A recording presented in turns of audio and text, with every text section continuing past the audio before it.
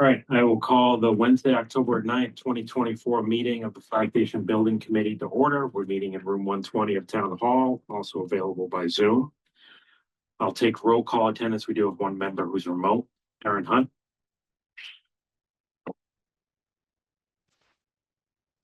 Here, sorry. Okay. Chris Baker. Here. Chief Kinney. Here. Justin Yanosik. Here.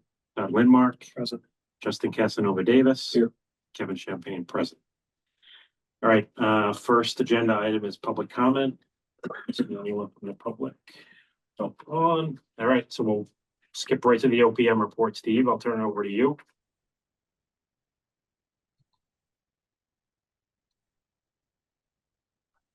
Okay, thank you, Kevin. Good evening, everyone. We're down to getting close to finishing up the project. So progress since our last committee meeting, which was on the 11th of September. The first shift occupied the new station on September 13th. Punch list inspection has continued by Dorn Whittier, and punch list work has continued by the contractors. HVAC commissioning has been being performed. It's almost done at this point. There are actually a couple of units that have to be replaced, electric radiant panel that need replacement. They're not operational. They're on order, but a lot of the controls and the testing by the commissioning agents be completed. They're preparing to start compiling their HVAC commissioning completion report, but they will not submit that until the final items are resolved. Abatement of the existing fire station started on the 16th and was essentially done on the 23rd. There was a little bit of unknown asbestos material that was discovered yesterday in the as mastic in the slab, which is being taken care of. But the bulk of the hazardous was done on the 23rd. Demolition of the existing fire station and the living quarters started on the 26th. And if you've gone by, the building is gone. They are working on removing the slabs and the foundations. So most of these photos are, actually all these photos are demolition photos.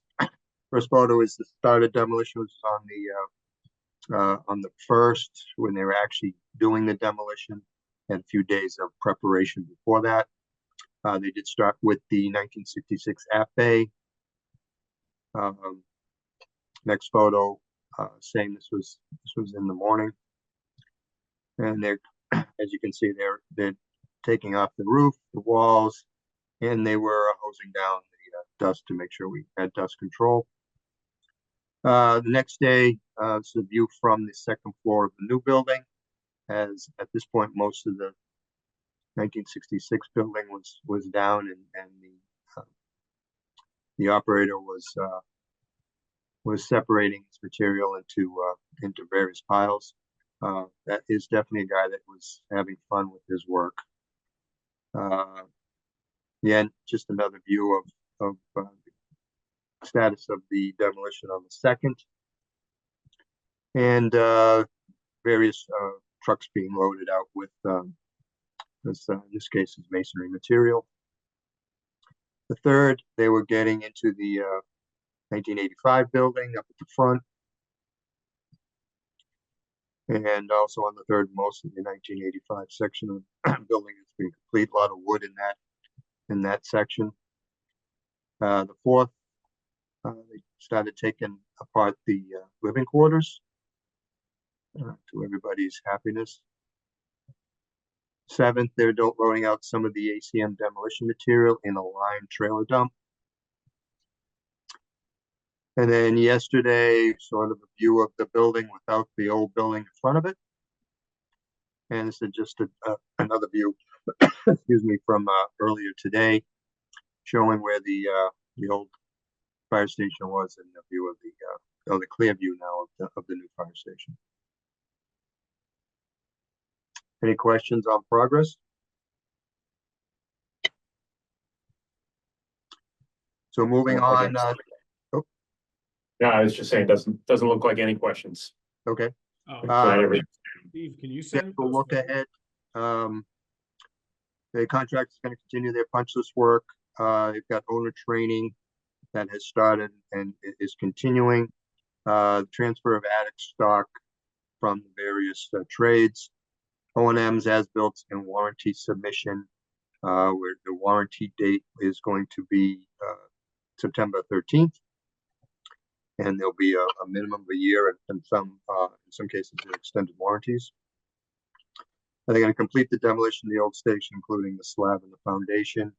And they'll be starting phase 2 site work on the 15th, which will entail the earthwork for basins, the drainage basins, drainage piping, and parking lots and curbing and associated works.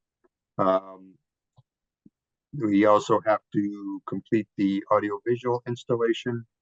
They've gone as far as they can. They're waiting for a couple of things to be done, which were changes, and then they will be back. And then we also have delivery of some additional purchase FF&E. The dining table is expected to come in next week. We've got some task chairs for the desks that are being ordered. The kitchenwares, replacing that order. I'll be getting a PO from Todd. And then the genie lift, which was damaged in transit, was supposed to have been delivered in September, has to be replaced. And right now we've got the date of, I believe, the week of the 11th of November for that to come.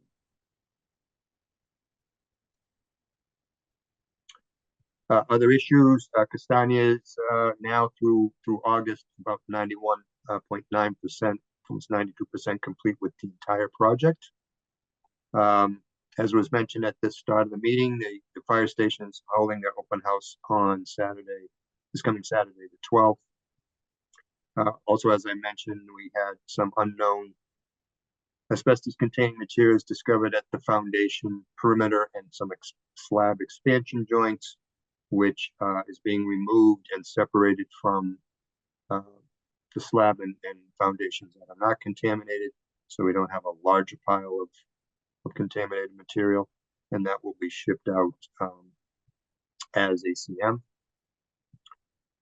We also have to discuss tonight the fire department additional work lists. Those were sent out, I believe, this morning, so hopefully you had a little bit of a chance to take a look at it.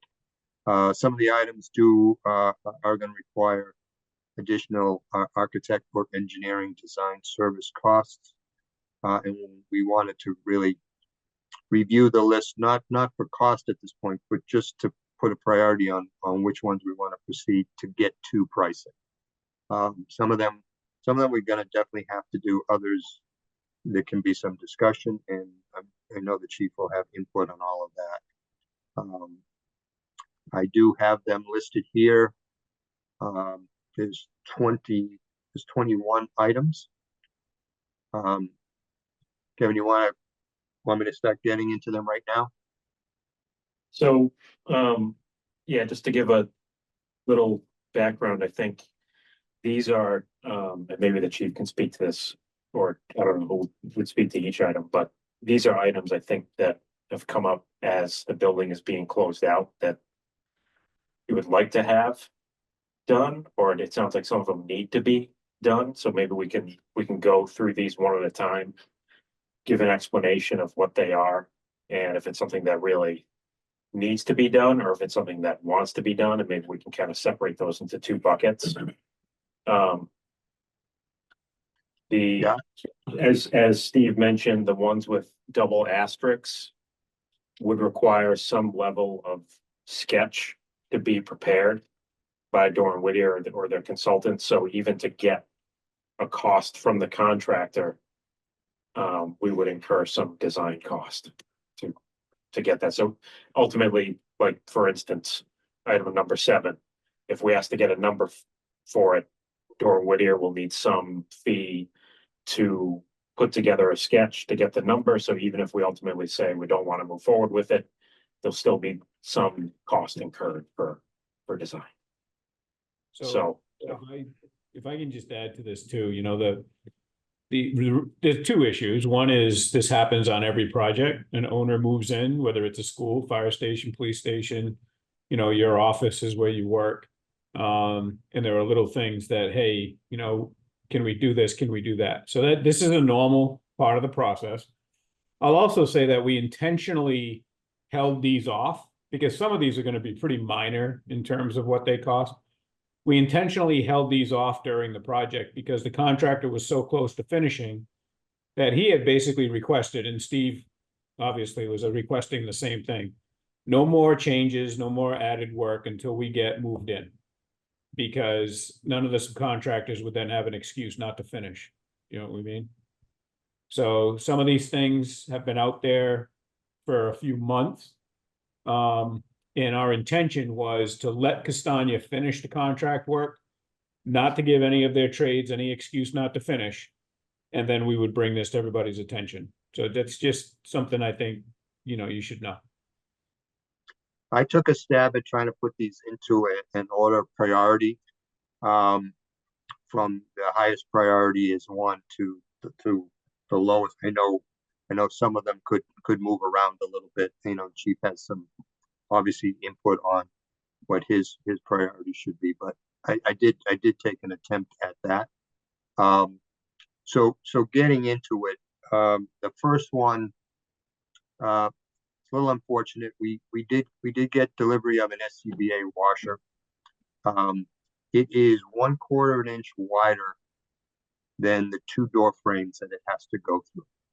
And as much as we research being able to we can take the front handle off, but Steve, can I jump in real quick? Sorry. This is Aaron. You guys hear me? Yep, go ahead. Yep. Before we get into the items, can we get an update on the budget and any potential costs that are still hanging out there? We can. I mean, I don't have a slide on it, but I did jot down some of the numbers because I figured I would go over it, and you're asking for it, so we can do that now. It's probably a good point. So let's just go through that now, Steve, if you have it. Yeah, I'm still carrying cost for potential change orders because we are not done with phase 2 yet. And you know, the building, we hopefully will know by next week or the week after whether there's any problems under with the soils under the building footprint and under the old parking. But and understanding that, which if we don't have to do it, would only get our contingency larger. I still have $207,455 in the construction contingency, $50,992 in the soft cost contingency, and $301,470 in the owner contingency. So that's just shy of $560,000 that is available. And again, that may increase if we don't hit unsuitable soils in phase 2. And how much are we holding outside of that? How much of you are you holding for those unsuitable soils and other things? I'm holding 100 for additional asbestos and 150 for soil conditions. Right now we are the 150. Some of it we may have hit with what we found yesterday. Once the foundations start coming out, we'll know whether we have any problems there. There is some base contract cost for foundations that have ACM dam proofing on it, but I wanted to hold some more in case the entire foundation was contaminated. So far, they've done some test pits around and haven't found anything. So that's, you know, there's another couple $100,000 there of, you know, potential changes that may just go back into the kitty. So, Steve, so $560,000 is what we think is probably the lower limit of what will be left over. Correct. If we were to hit worst case scenario and everything. How much, if you only take out what has actually been committed to date by change orders and likely change orders, what is that total amount? Do you know? Because I guess where I'm going with this is we'll know that the true number is probably somewhere between that number and $560,000. You, I don't have it handy. Unfortunately, I should have printed it out. So Kevin, you're asking how many change orders have we issued to date? No, just if you add up all our contingencies, owner, soft cost, and construction contingencies, right? Yeah. We've already, some of that has already been spent. It's been committed in change orders that have been approved or change orders that we know are coming down the pipe. What is left over when you subtract those out? It should be more than $560,000, but do you know what that number is? So No, I'm looking at change order 5. So after we paid the last change order, Kevin, Yep. We have just over $1.3 million, close to $1.4 million remaining. You know, there's been some change requests that have come in that we're going to have to do. There's the asbestos that Steve just mentioned today, which, you know, from all information that we have from Castagna, we don't see that as being a large expense, but that's, and I think as Steve's adding it up there, it should come in between 1.3 and 1.4 million. And that's owner contingency, soft cost contingency, construction contingency, everything. Our contingencies at bid time was 1.523 all together. So we have change orders to Castagna, but then we had costs for FF&E that we had to. That's why our soft cost contingency is down. So there was other things that were involved. If you recall, the Zetron was more than what was carried. The audio visual. So there's a number of items that brought that down. But again, we're at 560 plus is what I'm hoping for.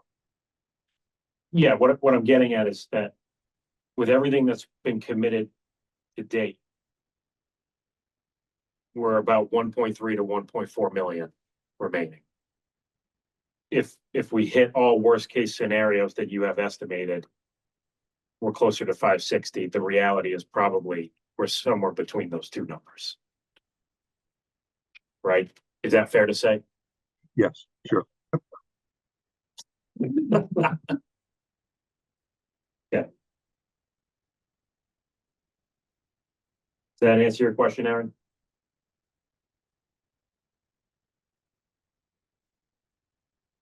Aaron, you're on mute. Yeah, sorry. Yes, I'm not sure I'm following the math behind the 1.4 million, but I'm not sure I buy the concept of what you guys are talking about. But I mean, if we were to stop construction today, we're saying that there's 1.4 million in unspent contingencies. That's what I was trying to ask. Yeah. Is that a true statement?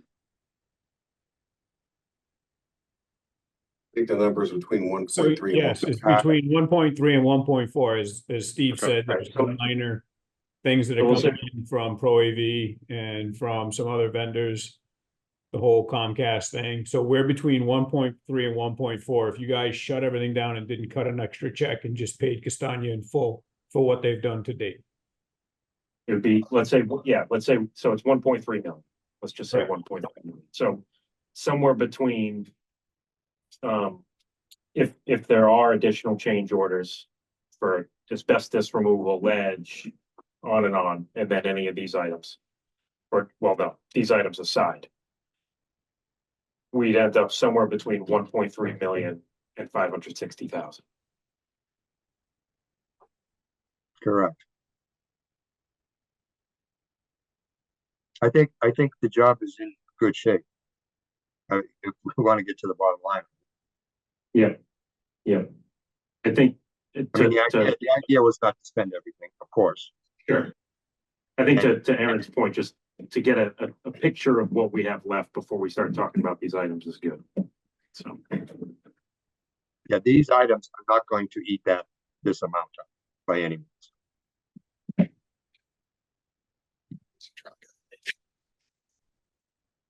All right, anything further, Aaron, before we start getting into the list?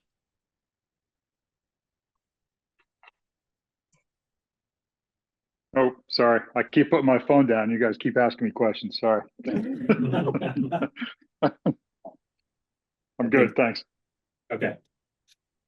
So, yeah, I guess it probably just makes sense to go top down. So this order that you have here is different than what is that. If anyone printed out the sheet that came with the minutes, it's a different order. That's what you're saying. No, that's the same order. I just put it on slide. Okay, I thought you said you tried to put it in some sort of order. So I No, didn't know if that was I did that before originally. you sent it to me. I did originally. So Okay. So Moving. the first one is going back. The SCBA washer is on site. It's in the app bay. It's like a refrigerator except it's bigger. It's you know, like I said, it's a quarter to a half inch wider than the two door frames it has to go through. We looked at solutions for remedying this, and you know, the obvious one is you take the whole frame out, and of course it happens to be in CMU walls. Take the whole frame out, put a new frame in, do a bunch of masonry work. There is the ability to take the latch side frame out, and there is a product available that is a two-part frame that can be installed, because at some point, and it won't be in a couple of years, it'll be way down the road, that unit may have to come out of that room. And you could potentially take that frame back apart, get it through the door, and then out into the app bay. We did look to see if there was any other SCBA washers that were smaller. There wasn't. They were only bigger. So that one requires a little, you know, requires a sketch. It requires a proposal press be released. Contractor knows about it. We've talked about it in the job meetings. You know, to go all the way to the, you know, to a high side on this, he would, you know, there's been discussions about, well, let's take the door frame out, put in a wider door, a 3'6" rather than a 3 foot, and then it's just a door. Trying not to go in that direction, because there's scheduling of, you know, or delivery times on trying to get that door, and additional work to do the demo and the rebuild. But that's one that's up there, up at the top, because the unit is already been delivered. So Steve, was this unit part of the base bid, or was this an FF&E item? This was an FF&E item.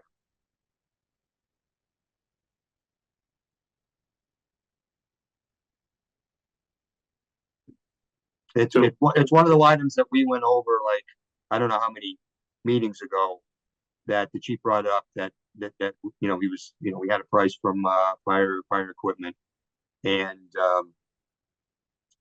even at that time the building was already built, so we would have had to do something regardless. I mean, ideally, you know, if on the next fire station, we're gonna put in 42-inch doors, but it doesn't help us here. So that sounds like one we have to get pricing on. Otherwise, the equipment's not getting it. Correct. There's no other place it can live. There's no other place it can go. It has to go in that room.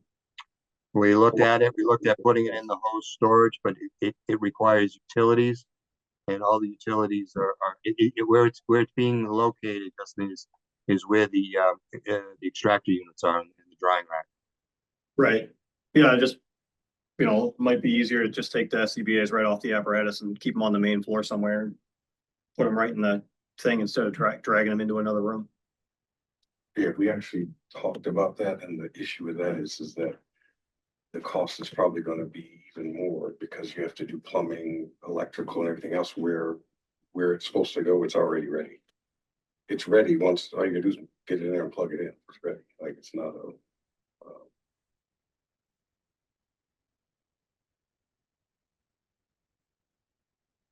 Okay. Any other questions on that item? I think, let's go through all the items and then we can talk about if there's any on this list that we don't want to get numbers on. I think that So might be what's, Steve, is there a way to put a WAG on this number or a ROM?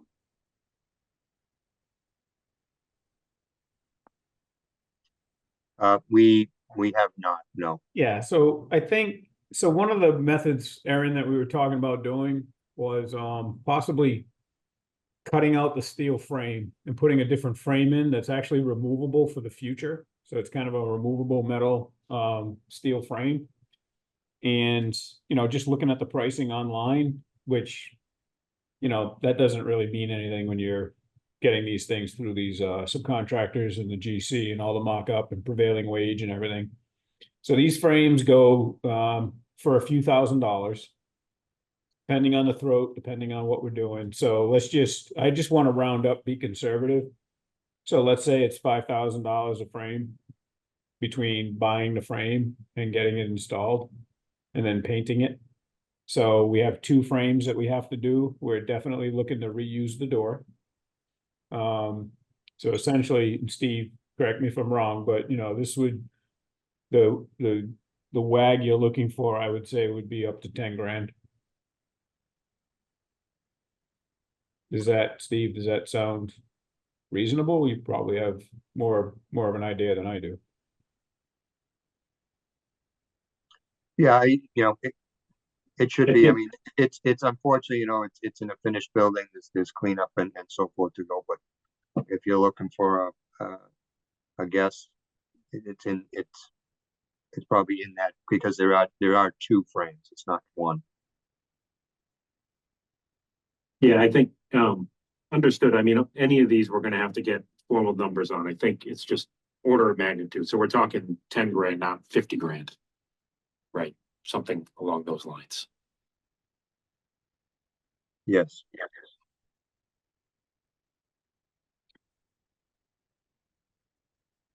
Any other questions on number 1? Number 2? Number 2 is simply purchasing a cabinet for the disposal of sharps in the vestibule of the station. One time we were looking at potentially drugs and sharps, but that we deleted the excess drugs for various reasons. It's just a sharp cabinet. It sort of ties into number 3, which is a little bit new because the post office is requiring an actual mailbox in the vestibule. So these 2 things will be both in the vestibule, and they're basically a box. The sharps cabinet is a secure box. You can get them a wall mounted or freestanding. Mailbox is most likely a freestanding that will be bolted to the floor.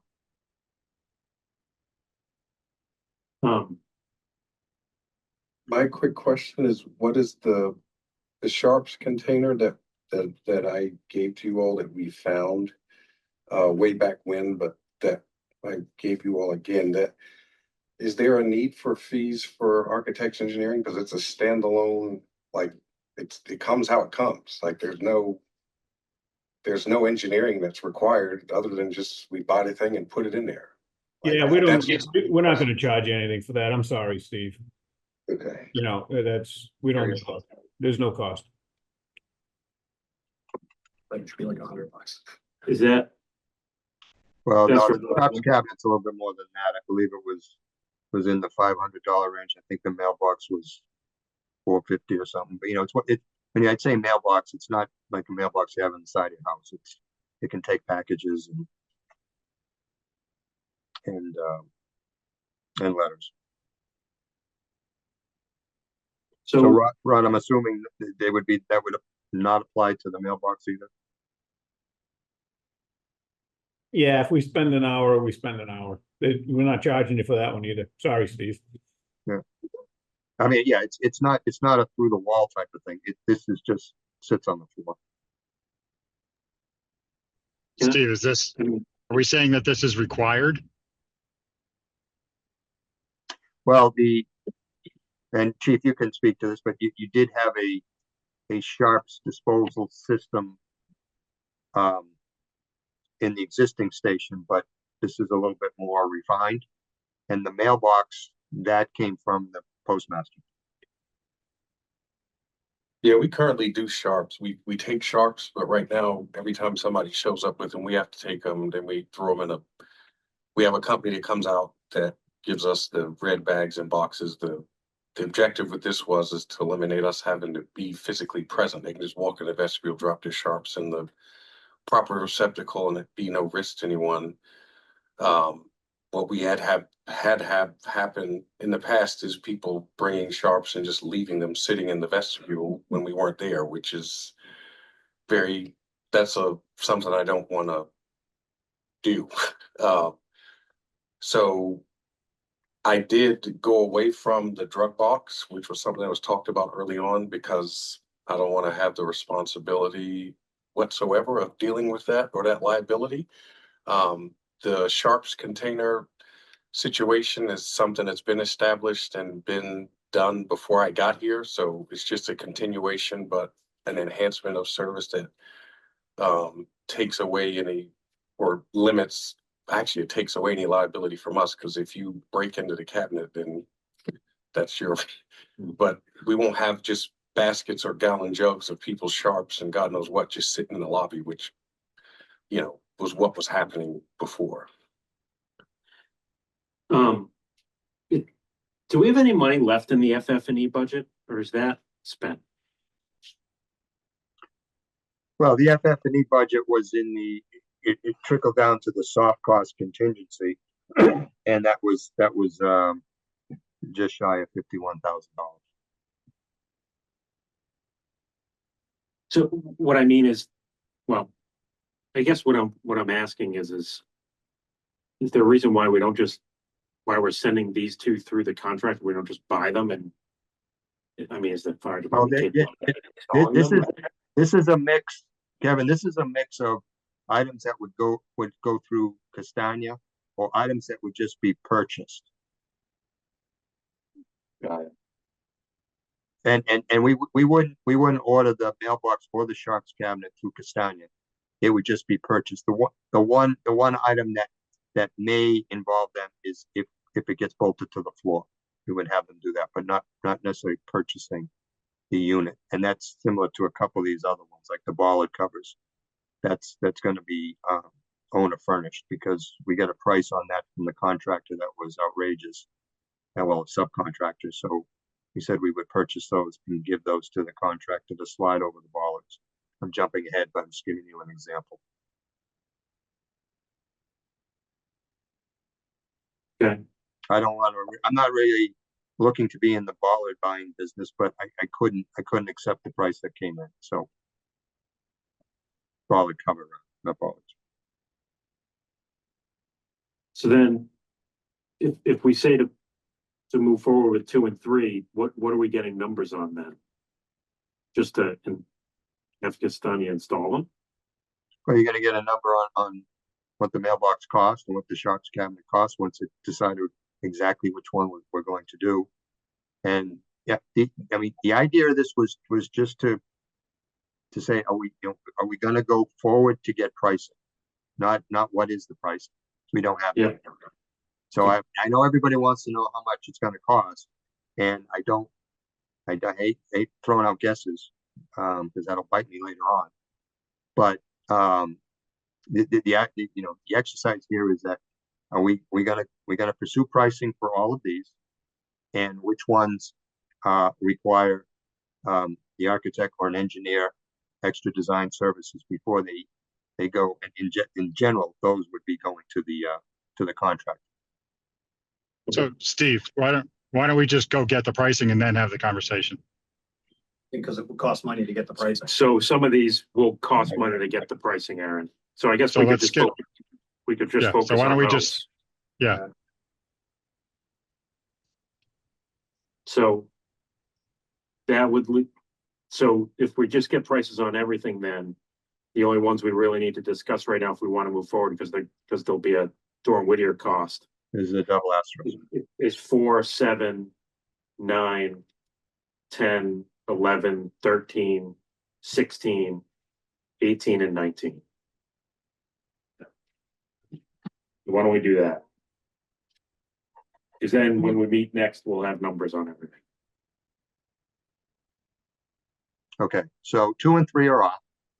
One is one is extra fees. Number 4, adding a telephone and a speaker in the app bay at the triage room wall. There is some, Ton was getting the telephone, but there'd be some conduit work that would have to be done in order to run that. So that's where the Durham Whittier portion comes in, and then ultimately the contractor. So Ron, 4 is design services. Yeah, and I just want to say that these design services are nickels and dimes. I mean, what we're gonna do is we're gonna get GGD, our electrical engineer, to do a sketch that basically shows them how to, which they really don't need a sketch in the real world of big boys, right? They know how to do this. But under the contracting requirements and such, we're gonna provide a sketch and a little bit of a narrative. We're gonna charge you just for the hours we spend, and we'll submit those hours to Steve and just basically say, it took us an hour and a half to do this. And so you'll be able to see that. And one of the things that I mentioned to Steve was way back when we had an allowance for something. I don't remember what it was. And we actually didn't spend that allowance, Kevin, and the committee, you may remember this. And we said, all right, do we want to do a change order to deduct that from the contract? And we kind of said, no, let's just leave it in there. We'll call it extended CA for whatever reason. And I think, unless I'm wrong, that was a couple $1,000s. And I would say that, us doing the sketches to get a lot of this stuff done is probably going to be less than what that amount was.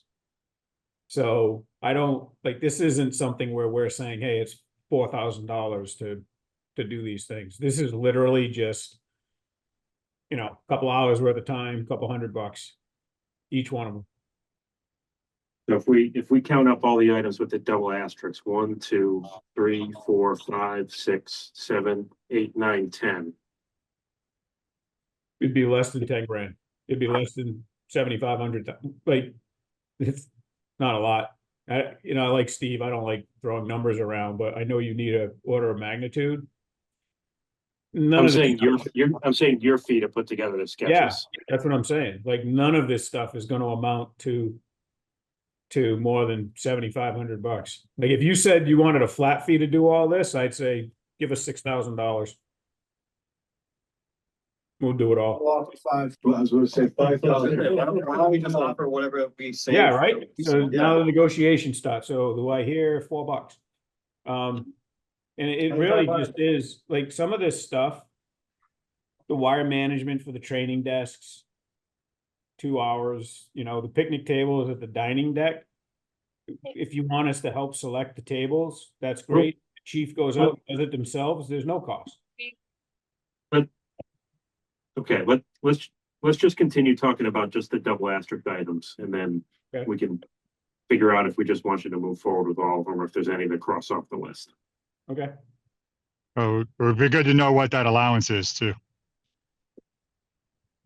So maybe Ron, if you could find it while Steve is talking about this stuff, that would be great. Yeah, let me Yeah, look it because up. Let me look it up. I don't remember, but if you can put your finger on it, Ron, if you've got it somewhere.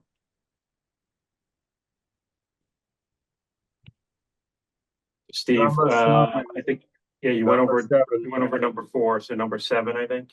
Number 7, yep, the chief, I was looking to get a couple of additional cameras. One was in a roughed-in location near the west training stair number 2. That was for future, and one would need to go on a light pole on the east side of the site towards the rear to have coverage of the rear of the building, and on the east side be like a 270 camera or 180 or whatever is needed to cover the sort of the back area. So there would be some direction needed from GGD and Doran Whittier. That's number 7. Number 9 is an item that's been talked about for a while. Adding a Zetron speaker, which is a fire station alerting system, to the dining deck. So in case someone is out on the deck and the alarm goes off and the door is closed, they will actually hear it and not get delayed out on the dining deck. The Zetron part of it is with Allcom, which is a contract we have directly with the town has with Allcom, but they need a routing for the wiring, which is where the electrician comes in, and again a directive from the engineer and the architect on going through the exterior wall, putting in a back box, and running it to a point inside the building. What are the neighbors going to say about this? Well, they discussion volume control on it. I'm leaning towards just striking that completely and just telling people to take a radio with them out there. Because it's just, It's something it's drawn out, and like having to go back to engineering and opening a wall, like, no, like just forget it, scratch it, it's out. All right. Next one too? Yeah, right. Next one too. What's the next one? The next one is that there's a catch base, number 10.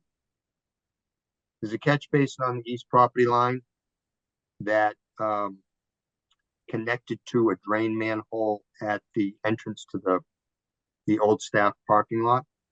The catch basin itself was shown on the existing conditions plan, but it was never checked to see where the pipe went. And that was also where the duct bank came in for the power from the street where we set the new pole and then went underground to the transformer. So the drainage pipe was bisected and disconnected to put in the electrical duct bank. The request was to have the civil engineer look at how to try and tie that back in. I don't think he can. I think it's going to be a leaching basin. We haven't had any flooding over there because the catch basin is still draining, but it's just draining to a disconnected pipe. So we didn't really want to leave it in that condition. Why is this a cost of the project? Why isn't the contractor providing a solution for the condition they created? No, they didn't create it. They did. They put it in. No, they did what was directed. It didn't show that there was a pipe there. Yeah, but they could have asked the question whether we wanted to bisect the pipe or do something different.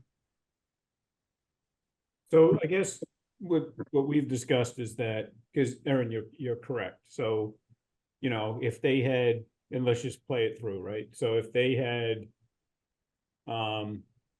gingerly dug the hole and found the pipe, they would have done what, right? They would have called us and said, we have an unforeseen condition here. What do you want us to do with this pipe? In which case we would have said, all right, you got to get rid of the pipe. So you got to take the pipe out We're gonna have to go from the existing catch basin to wherever that pipe is going, which we suspect it was going to the city system, because that's where we're gonna reconnect it to. So I think to Steve's point, because he is also correct, that because it's an unforeseen condition, they went through, they hit the pipe, broke it, obviously, put the duct bank in, and then said, all right, well, hey, there was a pipe in the way, we broke it. We had to put the duct bank there. What's the solution? And we said, well, it's all coming offline right now anyway, because of construction, we'll deal with it at the end of the job. So now we're at the end of the job. So I guess what Steve means is that you're correct. They broke the pipe, but even if they would have notified us, there'd be a change order, and the change order wouldn't be any different. The change order would be, yes, we got to get rid of the pipe. We got to put a new pipe in. We got to get around the duct bank, because that duct bank could not go anywhere else. Not to go back in history, but the utility company, the town of Norfolk, everybody, the duct bank going where it is was a lot better than having the duct bank go in front of the apparatus bay or through all the apparatus bays, given the construction sequence. So you are correct, they broke a pipe, but what they didn't do is cause the issue of having the duct bank running basically where that pipe was going. And that was, again, because the pipe wasn't shown, everybody assumed that that was a I don't know what you call it, not a catch basin, but a leaching structure. And it turns out it actually had a hard pipe connection. So I guess, you know, I just wanted to give you the background to all of this, which is why now when it needs to get fixed, I think everybody involved in the job knows that this is an unforeseen condition that had to be dealt with either at the beginning of the job or the end of the job. So could you not see the pipe in the catch basin? Correct. Like, that's the issue. The issue is that when the surveyor went out there and popped the lid, they didn't see an invert coming in. I mean, obviously they see it now. The only rationale we have for that is that the bottom of the catch basin must have been, you know, either had something in it or there was dirt where everybody thought, okay, well, there's dirt. Like, and I'm not talking a little bit of dirt. I'm talking like almost like a solid packed thickness of dirt. So that when you open it up and look down, you think, well, that's the earth. This is a leaching catch basin, which would make sense having an area drain in that area. But what they didn't find out is if you dug down, there was actually a pipe below that dirt. Assuming these things would be cleaned out. That was the situation.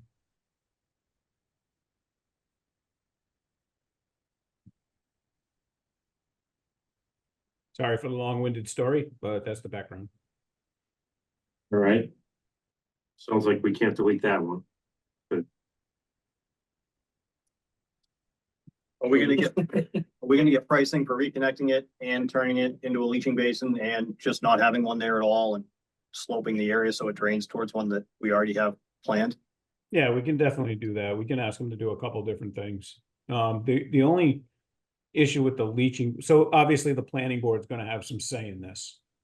So from Niche, our civil engineer, from their perspective, we found out it used to be connected to the drain system. If we reconnect it to the drain system, then there's no change. If we do something different, which is a good idea, you know, why not make it a leaching basin? Why not do something different? And we can continue to talk to Niche about that. But that was our first. Steve will remind everybody that, like, the first time we saw it, we were like, all right, well, let's just do a leaching basin. It takes care of that. But then we were reminded that if we do that, we need to go back and get planning board to approve all of this. I know, we're doing all of this in a place where we think there's ledge too, so like. This is a dicey one. Yeah, I don't think there's ledge there. I mean, when they put in all that duct bank, yeah, sorry, sneezing. When they put in all that duct bank, there was no ledge there. Yeah, we didn't have anything luckily in that duct bank run, which is, you know, the farthest side of the site. My concern is under the building footprint. I probably just jinxed the whole damn thing by saying that, and we'll hit a rock, but we didn't find anything when we were initially digging. The other thing is we have some test pits there because we do have that's where one of our, rain gardens is located. Well, let's So, just yeah. make sure there's no additional cost for coming back and doing this at a later time, right?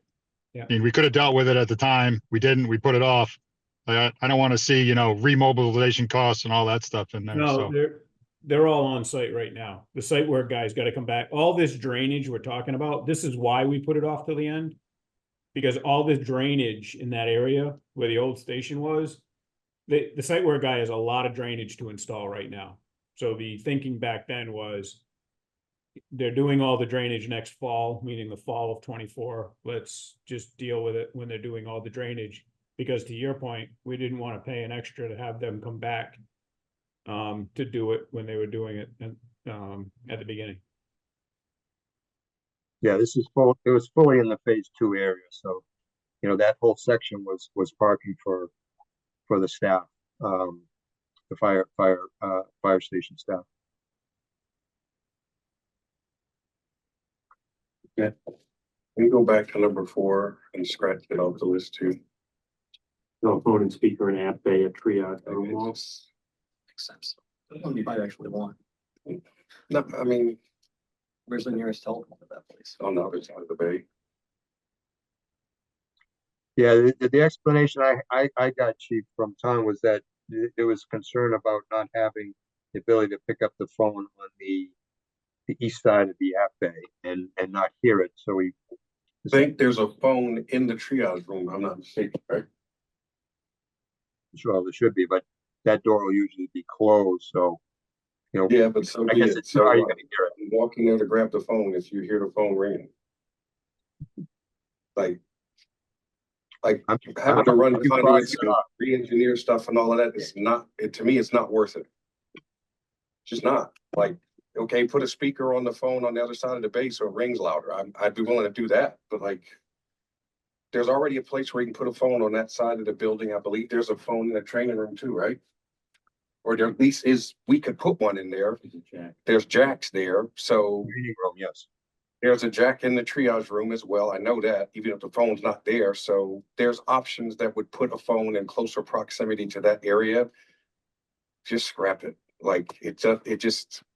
It's to me, going through re-engineering and all of that is absolutely not worth it. And if we at some point get an admin back, they're not going to be answering the phone anyway down there. And he or she will come or they're going to come and say, so and so, you have a phone call, and they'll just walk to the closest phone. They don't have to have a phone right there. So that's just my looking at it now and looking through the list. Yeah, when you first go over it and Tom's sitting there presenting it to me and the phone guy's there, I'm like, oh, that makes sense. And now I'm looking, I'm like, I've watched them answer the phone in the bay a few times now when they're downstairs. I know there's a phone jack in the triage room, and there's one if we have to get an extra phone there's no re-engineering needs to be done. There's 2 jacks that are within 25 feet of walking there. Just scrap it. Okay. Just achieve on this. I say scrap. Take 4 off. Number 11, Steve. Coax So- cable. This was getting coax cable from the roof antenna to the IDF room, the IDF room to the MDF room for the firefighters union, Comcast cable TV and internet. What would be required is a proposal request to be sent to Castagna with a narrative and potentially a sketch for the technology sub to run that coax cable. And just to clarify, so you all know, it's actually not for Comcast. This was to put up a regular high def antenna with a splitter where there will be no cost to the TV service in the bunk rooms. It would just be split off of an antenna. It's actually not cable service. It's a regular antenna, so there's no, yeah, it's air service, so there's no paying for cable in essence. Okay. In other words. My mistake. I probably, I know I mean, you were saying free, but yeah, it's still a coax cable, which you could use the same connection for Comcast, but I just wanted to clarify that we're not wiring Comcast to all the bedrooms. That's not what's happening. Didn't we like put in so many nodes that there's Wi-Fi all over the station? Why do we need a coax cable? Because the IT director does not want to open the bandwidth because of IT safety and protocols. So the bandwidth is limited to the point where you could not stream from those bedrooms. You can't stream because of the amount of data it requires and the bandwidth it requires. He has pretty much said there will be no streaming in any of those rooms, period. And that was his directive, and he is the master of all of that. So I didn't want to question it because he takes the cybersecurity very seriously as you know. So this was an option or the alternative that was, you know, a better option and cheaper in the long run than trying to actually have Comcast come back, put in a separate box, put in a separate splitter and all the system they would have to do to wire it to each room, doing the antenna with the splitter. And just Aaron, to answer your question about the allowance, $15,000. So we had an allowance to design a new septic system if we could not reuse the old one. The Board of Health and the DEP came back and said you can reuse the existing leach field. Go ahead and connect the station to it. So that $15,000 in our allowance was modified 100 years ago, way back when, to read extended CA services. And there is no way these little sketches that we're talking about is going to approach $15,000. And that's we're already under contract for it with the allowance. So that's included in our fees right now. Yeah, we're at 6. I think we need to go down to like 3. Yeah, so, you know, by the time Aaron's done, I'm gonna owe you $400. Okay. Done. Just getting warmed up, just getting warmed up. Well, while we're on the subject, since Ron tried to change the subject, but I mean, we have a TV room with a giant TV, right? Do we need a TV signal to every room? I mean, when they go to bed and they want to watch the news or whatever, yeah. It's not any different than the way the trailer was set up, except for the trailer had cable in every single room. So I don't mind getting the price. Yeah, again, I mean, we can make a decision once we know the number. Yeah. If the number's astronomical. Yeah. And you look at something else. So we look at something else. Yeah. Okay. all right, Number next 13. 13, there was a couple of TV monitors in the existing station, large monitors, that Chief wants to put on the wall of the war room and the admin for security monitoring. These would be going in location where there's a wall box, so there would be some need for, again, the security sub to make connections so that they can monitor security on this, but it's not you know, in I guess a bracket for the wall. I don't remember if the brackets made it over or not. So I have a question because just quickly, the war room, the monitor's already mounted, or one monitor's already mounted that was from the existing station. So the 2 existing monitors from there is a monitor from the trailer that's not in use yet, right? No, Or did we use that one? the training room and the war room, I think, is with those TVs. The old war room. Yeah, so those are already mounted and in use. Last time I saw the one in the war room, chief, it was on the floor, so It is, it's up and working. Our dispatch console stuff is on it. The guys are using it every day now. excellent. Um, So is this This- no longer necessary? This was on the list. I think that can be scratched. I think we wanted a monitor in the admin area that would, but actually I don't think we need that right now. For the security cameras, that's what we were looking Yeah, at. we was just think another security. For security cameras, but that wouldn't, we don't have an existing monitor for that. It would have to be a new one. And that should be the only one right now because the war room is set. We brought, I thought there was a monitor came from the trailer, one from your war room and one from the fitness room of the existing station. No, the one from the fitness room did not come over. That one was older than I am. So we left it. The training. The training room one came over and that's in it's in the lobby and the other one. Oh, the that training we- room, yes, that was it. Yes, Well, the one that that's had a in- place for it. That was already designated for the lobby. yes, it was designated, right. The other one is up in the war room already.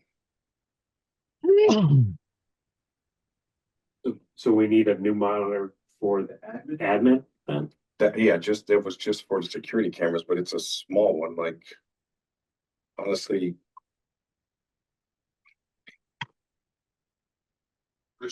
We're just modified to say install station monitor for admin for security, right? The war room's all set, is that what you're saying, chief? Yeah, the war room's set. But it's not existing. It's Yeah. install No, it would be station a- monitor. It'd be a new monitor that's dedicated to the security cameras.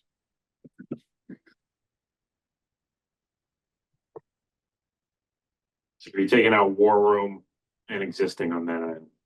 So it's a Yep. new monitor for admin.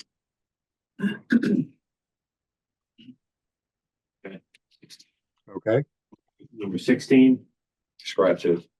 And that does, I can buy one right now and put it in there for $200 and I'll just go do it. That doesn't need engineering. I'll put it in long as there's power and provision, I can put it in the bottom of the thing and in the cadenza that's there and we can have 500 devices plugged into there. 16's out. 18, 18, this was a a ton request if he thought it was necessary because the training room desks are going to be set up in a particular way. They're not now because there's still stuff in there. It's being used, but he wanted to make sure that he had wire management capabilities when you got the desks end to end, and they're being wired for laptops and so forth. So I don't know whether there was going to be really any, and Ron didn't know either for sure whether there's going to be any Dorn Whittier requirements for this because we don't necessarily have the scope yet. I think he's talking about like what he did in this room. If you look under here, like that wasn't there. Like when none of that was there, so it might not be there. I think personally, I thought it was all going to come from Town. I didn't think there was any need for input from either the contractor or Dorn Whittier, but we're being safe here.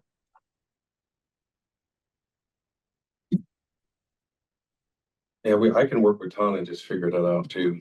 Like, All right, yeah, we play it by ear. And then the picnic tables, I think that's just a purchase. I don't think we need to go through FF&E for that, but that's just my opinion. And I agree with you. If you need to go through FF&E, call me, not Berglund. all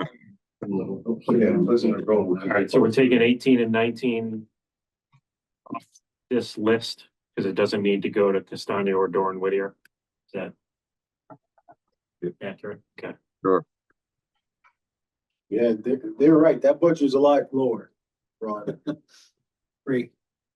Look, not to exceed 20, Something.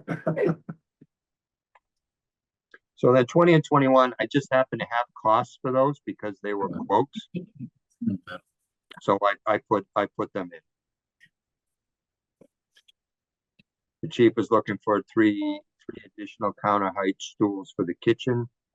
They were at 2158.47 from the furniture company.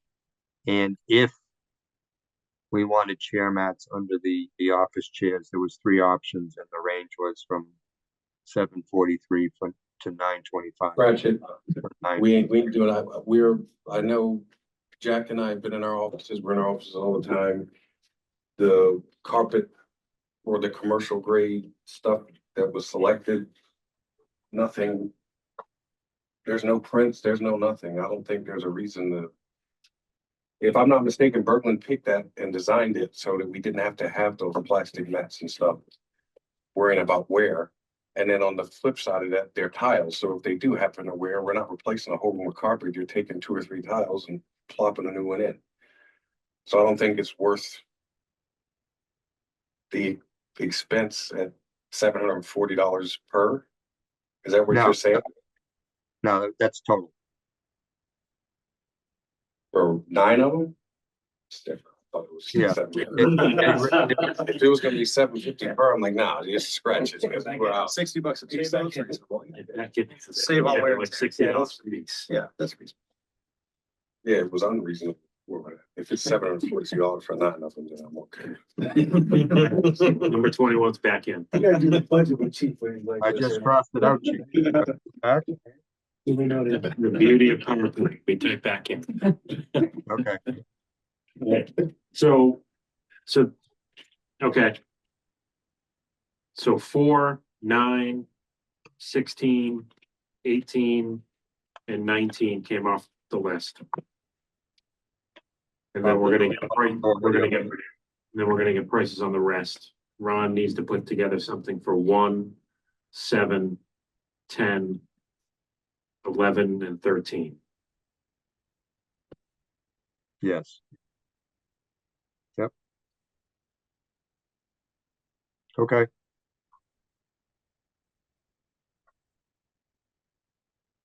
I think are we all set on that discussion on that?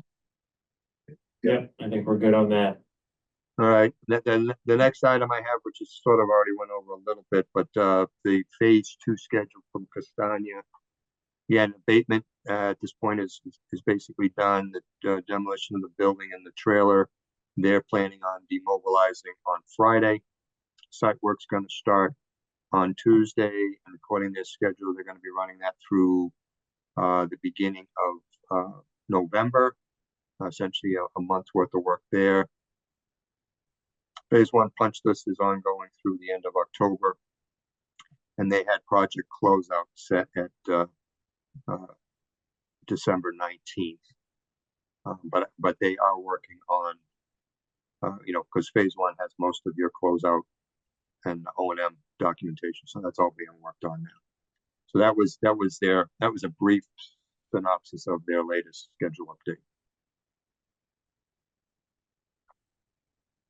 And that's all I got.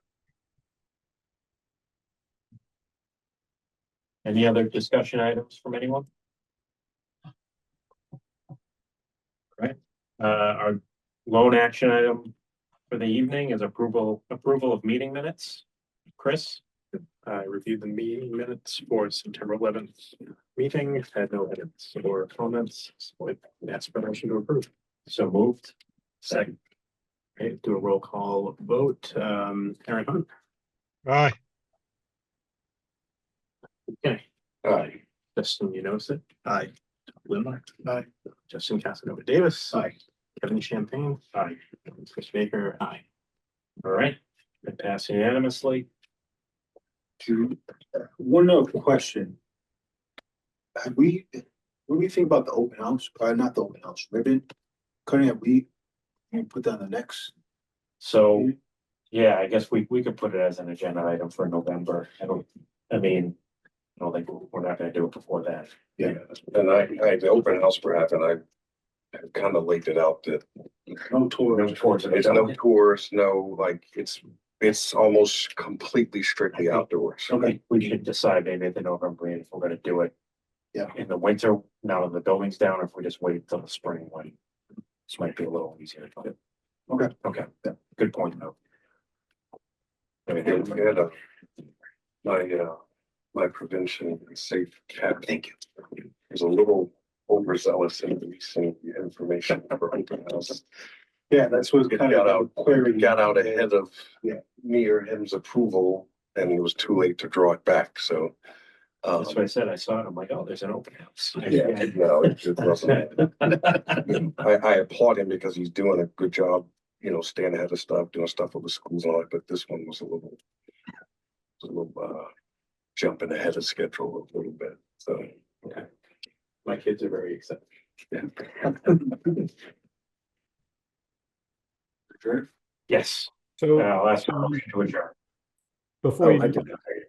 There is one thing I forgot when we were talking about the items. So there is one issue that we have already encountered that we need to try to get rectified. I put it on the list and then I was told that it was taken care of because the way the key cards and stuff were, they just weren't activated, but it's actually not accurate. So right now, if somebody from the general public gets in the bay, they can get upstairs and into the private area or into the living quarters without any stops. So we need to address that.